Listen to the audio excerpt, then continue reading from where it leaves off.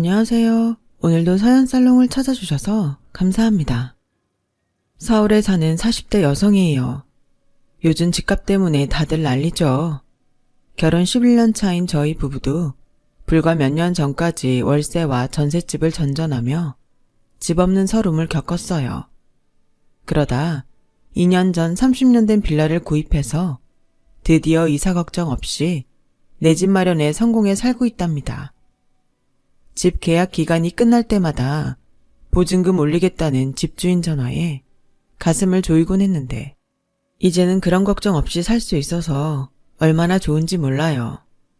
비록 30년이나 된 낡은 집이지만 리모델링을 싹 해놓으니 새 아파트가 부럽지 않을 정도로 훌륭해요.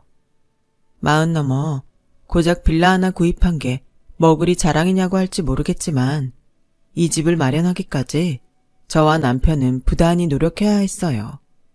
다름 아닌 저희 시아버지 때문에요. 솔직히 저희 부부의 월급이면 훨씬 이전에 내 집 마련을 할 수 있었지만 시아버지가 툭 하면 사고를 치셔서 적게는 수백, 많게는 1,000만 원가량 돈을 까먹느라 어쩔 수 없었어요. 그나마 이제라도 이런 집을 살 수 있었던 건 시어머니 덕분이에요. 저희 시어머니는 독불장군 남편과 반세기 가까이 살아오시면서 정말 산전수전 다 겪으셨어요. 저 같으면 진작 이혼 서류에 도장 찍고 남남이 됐겠지만 저희 어머님은 천성이 착하셔서 나만 참고 살면 집안이 조용하다는 심정으로 이날 이때까지 살아오셨지 뭐예요. 저로서는 도저히 이해가 안 가는 행동이지만 어머님 입장에선 그럴 수밖에 없었는지도 몰라요. 저희 어머님은 친정이 없어요. 태어날 때부터 부모가 없는 사람이 어딨겠냐마는 적어도 어머님의 경우는 그랬어요. 전후 세대인 어머님은 어떤 이유에선지 태어나자마자 교회 앞에 버려졌대요. 목사 부부의 도움으로 국민학교까지는 가까스로 다닐 수 있었다더군요. 국민학교 졸업을 앞둔 어느 날 한 신도가 시어머니를 서울로 데려가 중고등학교를 보내주겠다고 하는 바람에 목사님 부부는 그분께 저희 어머니를 맡기셨어요. 하지만 그건 새빨간 거짓말이었죠. 그저 돈 안 들이고 부려먹을 식모가 필요했던 거였어요. 비록 가난했지만 목사님 부부의 사랑을 받고 살았던 시어머니는 하루아침에 변해버린 자신의 인생에 암담했지만 그렇다고 다시 목사님 댁에 돌아갈 수는 없었다더군요. 당시 목사님 댁에는 저희 어머님 말고도 보살펴야 할 아이들이 많아서 가난에 시달리고 있었으니까요. 자신을 키워주신 분들께 끝까지 짐이 되고 싶지는 않았던 거예요.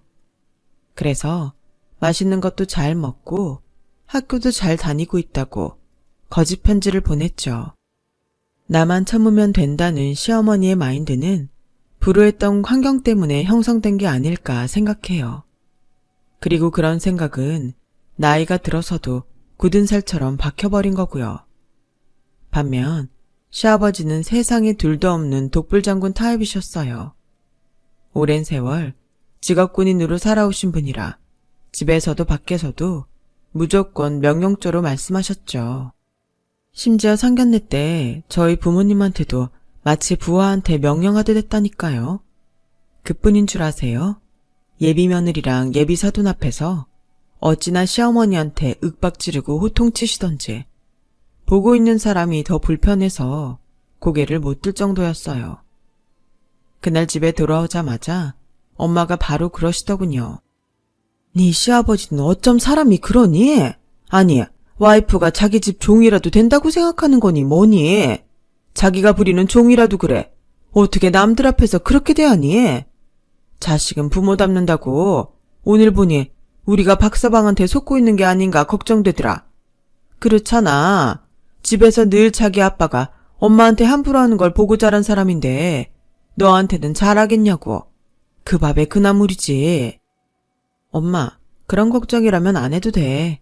그리고 자기 아빠 그러는 거에 질려서 나한테 끔찍하게 잘하니까 반면교사란 말도 있잖아.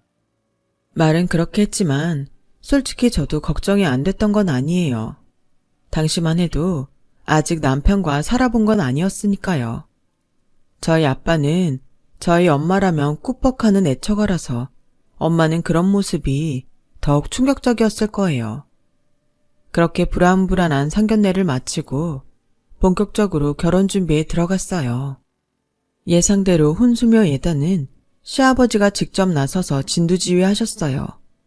솔직히 부모님들께 손벌려 결혼할 생각도 없었지만 그래도 자식 혼사에 돈 한 푼 안 보태주시면서 참견만 하시니 좀 얄밉다는 생각이 들더군요. 자고로 집은 깔끔한 게 최고다. 각이 딱딱 떨어져야 마음도 안정되고 청소하기도 쉬운 법이니까. 그렇게 해서 아버님이 골라준 가구는 누가 봐도 사무실용 같은 각지고 색상 단촐한 것들이었어요. 정말 제가 딱 싫어하는 것들이었죠. 그래서 가구나 전자제품은 사용하는 사람들 마음에 드는 게 좋지 않겠냐고 조심스럽게 말씀드렸더니 글쎄 버럭 소리를 치시면서 지금 제 언사는 하극상이나 진배 없다시며 난 내 집에서 내 말에 거역하는 꼴은 절대로 못 본다. 세아가 그건 너도 예외가 아니야. 절이 싫으면 중이 나가면 되는 법. 내 뜻에 못 따르겠다면 지금이라도 이 결혼 없던 일로 하자. 아니, 제가 뭘 그렇게 잘못한 건가요? 제 돈 주고 제가 살 집 꾸미는데 왜 아버님 뜻에 따라야 하는 거죠? 남편은 아버님과 저 사이에서 난처한 표정으로 서로를 말렸지만 저도 그날은 너무 화가 나고 분해서 끝까지 고집을 꺾지 않았어요. 집에 돌아와 부모님께 그 얘기를 했더니 저희 엄마도 더는 못 참겠다며 시댁에 전화를 했어요. 그리고는 시아버지와 1시간이 넘도록 피 튀기는 설전을 벌이셨죠. 결과는 반의 승리와 반의 패배였어요. 일단 가구와 가전 살림은 제가 원하는 디자인으로 하게 되었고 대신 배치는 최대한 각이 살도록 정리된 형태로 배치를 하게 되었거든요. 그런데요, 이게 이렇게 싸울 일인가요? 뭘 어떻게 놓고 살든 그건 그 집에 사는 사람 마음인데 도대체 왜 이렇게 사람을 피곤하게 하는 건지 참. 아무튼 그 일로 인해 시아버지는 저희 엄마가 만만치 않은 사람이란 걸 알게 되신 것 같아요. 평생 당신 말에 고분고분하기만 했던 여자와 살아오셨으니 아버님 딴엔 꽤 충격이었던 거죠. 언젠가 흘리는 말처럼 그러시더군요. 살다 내가 말싸움으로 여자한테 져보긴 처음이다. 어쨌거나 저쨌거나 이후로 아버님은 저희 집 살림에 더는 관여 안 하셨어요. 하지만 그 외의 일에는 여전히 당신이 모든 걸 컨트롤하려고 드셨죠. 반전셋집에서 신혼살림을 차렸던 저희 부부는 결혼 2년 차에 드디어 첫 애를 가지게 되었어요. 당시 살던 집은 아이가 태어나면 좀 좁을 것 같아서 무리가 되더라도 집을 살까 고민 중이었죠. 그랬더니 아버님이 그러시는 거예요. 앞으로 딱 3년만 기다리면 서울 집값이 반값으로 떨어질 거다. 그때 되면 무리하지 않고도 서울의 30평대 아파트는 살 수 있을 테니 그때까지 기다렸다가 사. 무슨 근거로 그러시냐고 물었더니 정보 루트를 함부로 누설할 수는 없다시며 그렇게 알고 있으라더군요. 반신반의했지만 그래도 뭔가 그럴 만한 이유가 있으니 그러시겠지 생각했어요. 그런데 그 일이 있고 얼마 뒤 아버님이 집으로 찾아오셨더라고요. 국가정책사업의 일환으로 퇴직한 군인들을 상대로 수익률 높은 투자 기회가 있다며 저희한테도 일정 금액 투자를 하라고 하시더군요. 3년 뒤 내 집 마련하려면 그동안 돈 좀 모아두어야 할 거 아니냐. 좋은 기회니까 묻지도 따지지도 말고 내 말대로 해. 밑도 끝도 없는 투자 요구였지만 아버님이 군에서 퇴역하신 지 얼마 되지 않은 때인지라 대한민국 군조직을 믿었다고 하는 게 맞았겠지만요. 아무튼 그때 우리 부부는 그동안 들어놓았던 적금을 깨서 그중 700만 원을 투자했어요. 그런데 금방 수익이 날 거라던 아버님 말과는 달리 반년이 지나도록 수익에 대한 말이 없으시지 뭐예요. 그래서 마침 설에 시댁을 찾은 김에 그 얘기를 했더니 별일 아니란 듯이 사업이 엎어졌다고 하시는 거예요. 청천벽력 같은 소리였죠. 아버님, 그럼 저희 투자금은요? 저희는 아버님 말씀만 믿고 적금까지 깨서 마련한 돈이라고요. 너희만 손해봤는 줄 아냐? 나도 3천이나 손해봤어. 그깟 700 가지고 네가 시애비한테 고개 빳빳이 쳐들고 따질 때냐? 기다려봐라. 좀 있으면 제대로 된 사업 투자 기회가 있을 테니 이번에 날린 돈 그때 다 회수해주마. 그때 알았어요. 저희 아버님은 그리 믿을 만한 사람이 아니란 거를요. 자기 아빠 때문에 적금까지 날리자 남편은 미안해 어쩔 줄 모르더군요. 뒤늦게 이 사실을 알게 된 저희 엄마는 이번에도 분을 못 참고 시댁에 전화를 넣으려고 했지만 아빠가 뜯어 말리는 바람에 그만두셨어요. 그놈의 노치네. 자식들한테 도움은 못 줄 망정 코 묻은 돈까지 털어먹고 어디서 큰 소리야. 박서방, 자네도 문제야. 자네 아버지가 이런 사람인 거 자네는 진작 알았을 거 아닌가. 그럼 끝까지 말렸어야지. 어떻게 이 꼴이 나도록 옆에서 손 놓고 가만히 있을 수가 있나. 아유, 속 터져. 남이면 고소라도 해서 돈이라도 찾아오지. 이건 시아버지란 사람이 벌인 일이니 법적으로 할 수도 없고. 그 일 이후 남편은 제 친정에 갈 때마다 저희 엄마 눈치를 보게 됐어요. 잊을만 하면 그때 얘기를 꺼내선 사위 귀를 누르곤 했거든요. 그런데도 싫은 표정 한 번 안 하고 저희 엄마 푸념을 그대로 듣고 있는 남편을 보니 안쓰럽기도 하고 한편으론 대단하다는 생각이 들더군요. 그건 아마도 남편이 아버님이 아닌 어머님을 닮아 그런 모양이었어요. 한 번은 어머님이랑 찜질방에 갔다가 이런저런 얘기를 하게 됐는데 그동안 살면서 아버님이 저지른 만행을 들어보니 기가 막혀서 입이 떡 벌어지더군요. 군은 어디보다 기강이 잡힌 사회라 군인 당사자들 뿐만 아니라 그 아내들 사이에서도 서열이 존재했거든요. 군인 아파트에 살 때는 김장철이 되면 서열 높은 상삿집에 가서 김장이며 집안일까지 하는 건 기본이고 때마다 어떻게든 남편 위에 잘 보이려고 선물 공세를 하는 건 국룰에 가까웠죠. 저희 어머님도 수십 년을 그렇게 살아오신 거죠. 그런데도 아버님은 늘 어머님한테 불만을 토로하셨어요.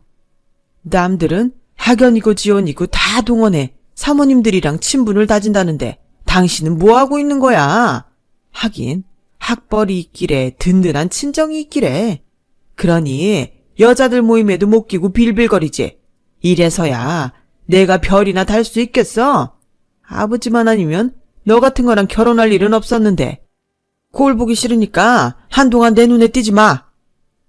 매번 진급 대상에서 빠질 때면 아버님은 모든 죄를 어머님 탓으로 돌리곤 핍박을 했더라고요. 정작 아버님 성격 때문에 군에서도 인정 못 받았다는 건 감춘 채 말이죠. 시어머니는 이미 부인들 뒷얘기를 통해 군에서 남편의 평판이 좋지 않다는 걸 알고 있었지만 당사자인 남편 마음이야 오죽할까 싶어 내내 입을 다무셨다고 하더군요.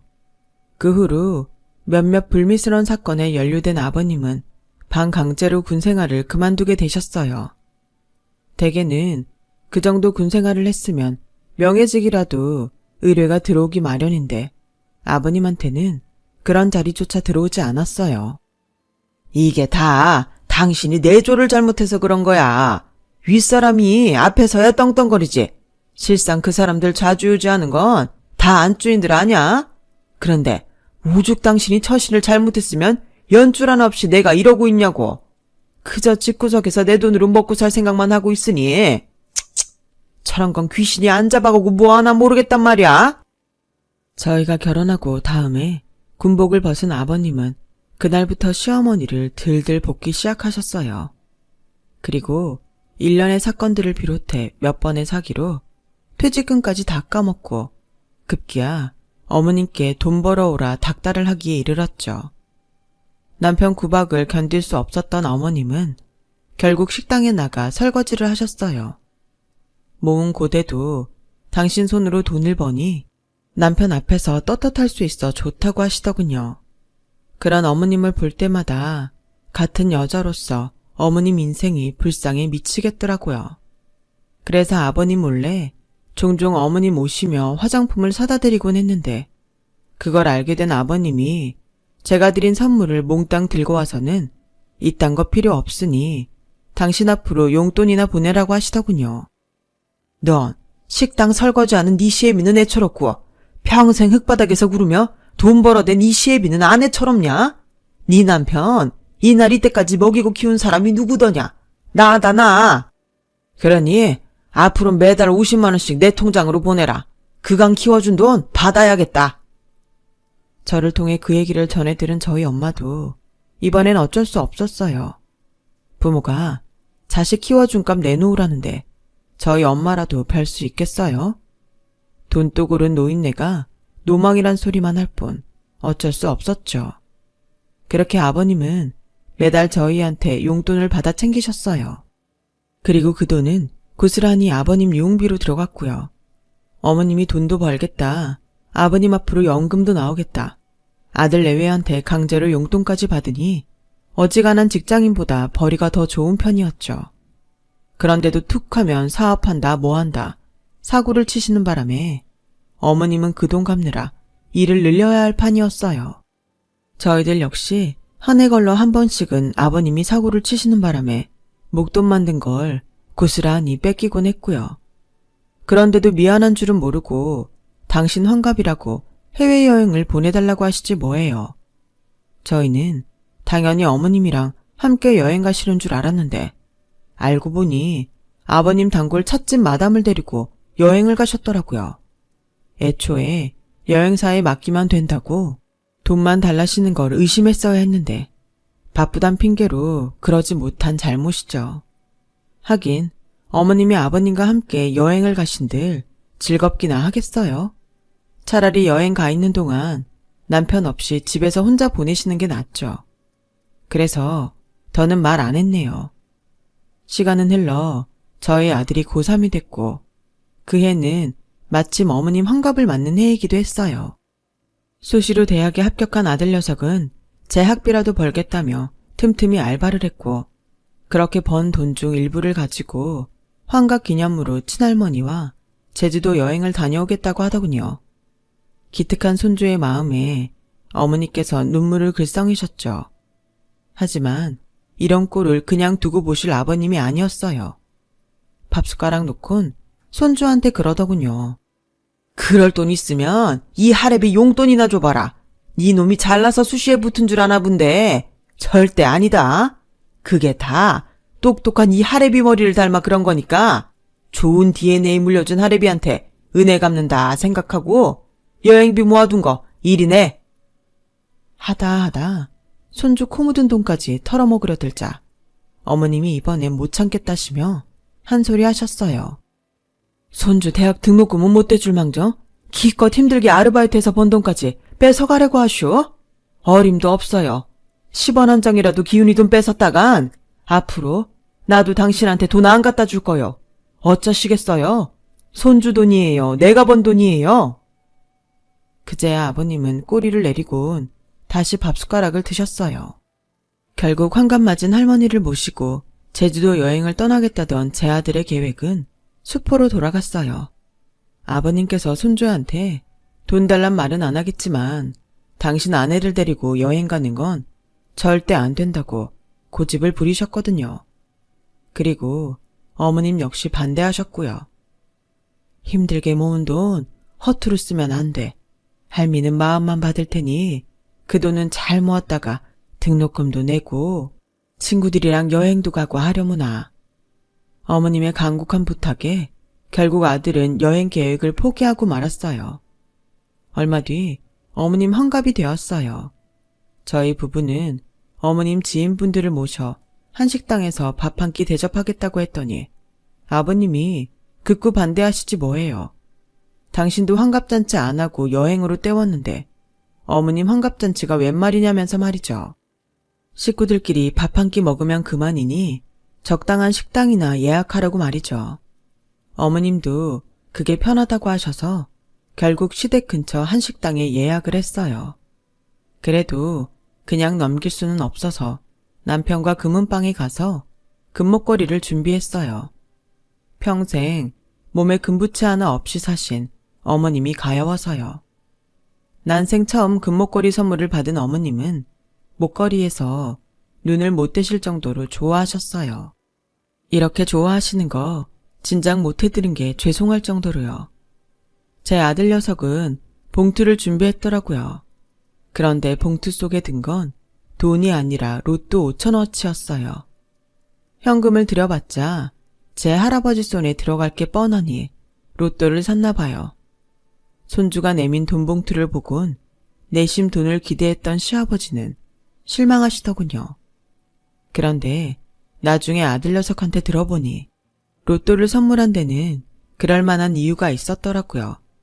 꿈을 꿨는데 산신령이 금두꺼비를 선물로 주더라나요? 나한테 주는 게 아니라 내가 주고 싶은 사람한테 주라더라고. 딱 생각난 사람이 할머니였어. 아무쪼록 얼마짜리든 당첨이 됐으면 좋겠다더군요.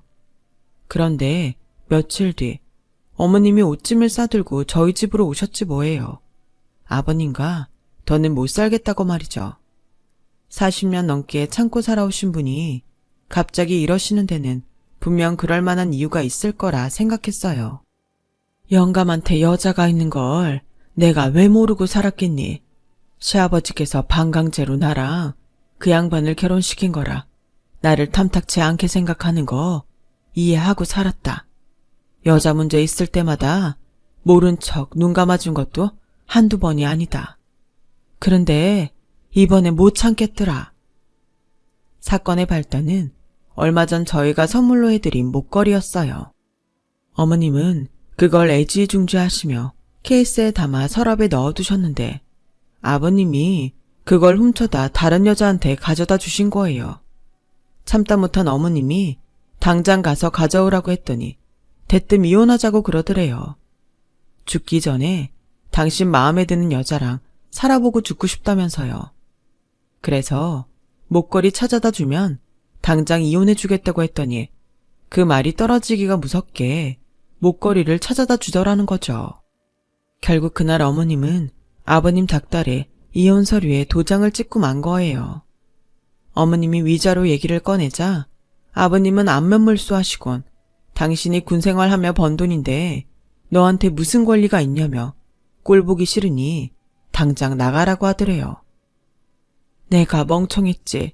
도장 찍기 전에 위자료 문제를 끝냈어야 했는데 그래도 40년 넘게 살부비고 산 사람이 이렇게 매정할 줄은 몰랐다.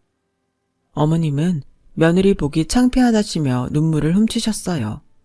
그래서 소송을 걸면 아버님한테 위자료도 받을 수 있고 상간녀한테 따로 위자료도 받을 수 있다고 말씀드렸어요.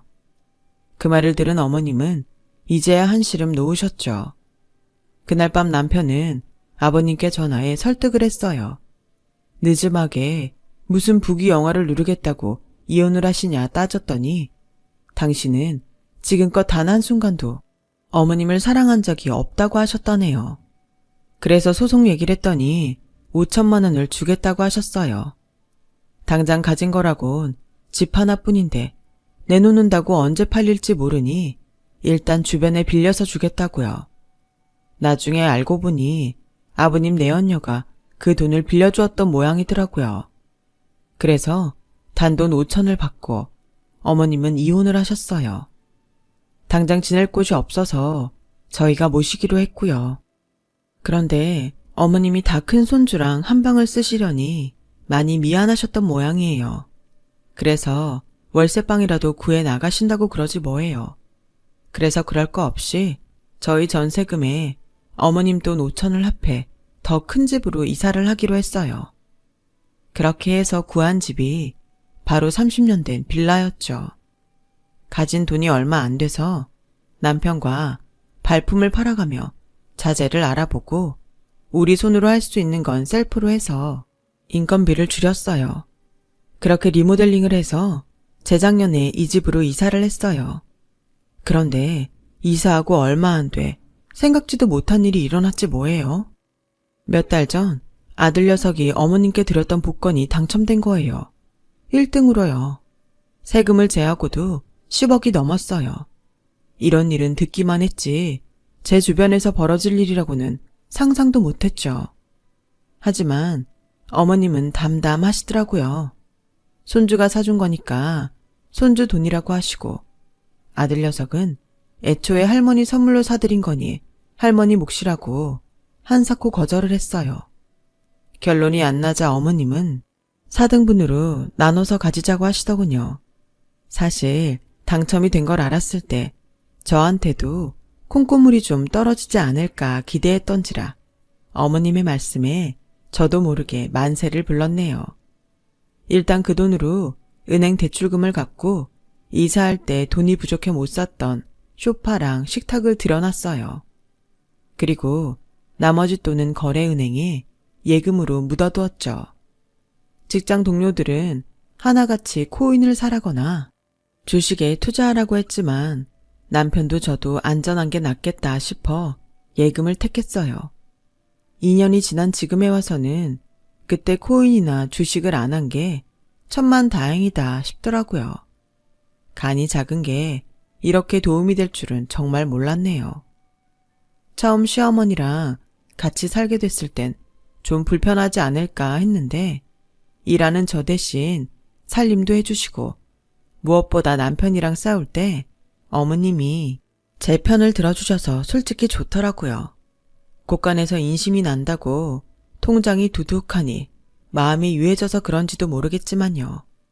그런데 우리 식구들이 행복한 나날을 보내고 있을 때 누군가는 인생 최악의 순간을 보내고 있었던 모양이에요. 바로 저희 시아버님이요. 인생의 말년을 함께 보내겠다고 조강지처도 내쫓고 야심차게 새 인생을 시작했던 아버님은 얼마 안 가 여자한테 돈 뜯기고 버림받은 채 거지꼴이 되었지 뭐예요. 그간 아버님이 사업한답시고 연금을 일시불로 끌어쓴 걸 몰랐던 여자는 수입이 없는 아버님이 짐처럼 느껴진다며 헤어지자고 했다네요. 헤어지는 과정에서 아버님은 성질을 못 이기고 손찌검을 하셨고, 그걸 순순히 넘길 리 없는 여자는 변호사를 고용해 그나마 남은 아버님 재산을 거의 다 쓸어갔다더군요. 여자한테 버림받고 저희 집으로 찾아오셨지만 이미 저희는 이사를 떠난 후였고 아버님 전화는 받지도 않으니 찾아올 수도 없었던 거죠. 남은 돈으로 쪽방 생활을 하시던 아버님은 돈도 다 떨어지자 궁여지책으로 주민센터를 찾아가 기초생활수급자 신청을 했지만 자식이 있어서 안 된다고 하더래요.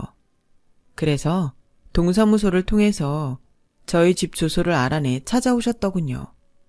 집에 들어오자마자 배고프다고 밥 좀 달라고 울먹이시는데 솔직히 불쌍해서 내쫓을 수가 없었어요.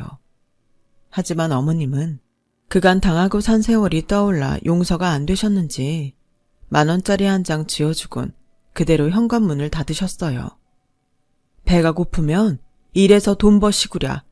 양심이 있다면 모진 세월 종처럼 부려먹고 내쫓은 나 찾지 말고 여자한테 눈 멀어 하루아침에 영 끄는 아들내외 찾지 말고 혼자 알아서 살라고요. 더는 볼 일 없으니 굶어 죽든 말든 연락하지 말아요. 아버님은 현관문을 두드리며 제발 용서해달라고 애원했지만 어머님은 방으로 들어가 나오지 않았어요. 결국 아버님은 발길을 옮기셨죠. 평생 당신 뜻대로 하고 싶은 대로 하고 사시더니 인생 말년에 그 대가를 톡톡히 받게 된 셈이죠. 이래서 인생은 주변 사람을 챙기면서 살아야 하는 모양입니다. 외로운 말년을 보내고 싶지 않다면요. 지금까지 제 사연을 들어주셔서 감사드려요. 곁에 있어 든든하고 행복한 가족과 건강하고 행복하게 즐겁게 살아가시길 바랍니다. 여러분, 사연 댓글에 응원과 현명한 조언 부탁드려요. 좋아요와 구독은 저에게 큰 힘이 됩니다. 오늘도 좋은 일 가득하세요.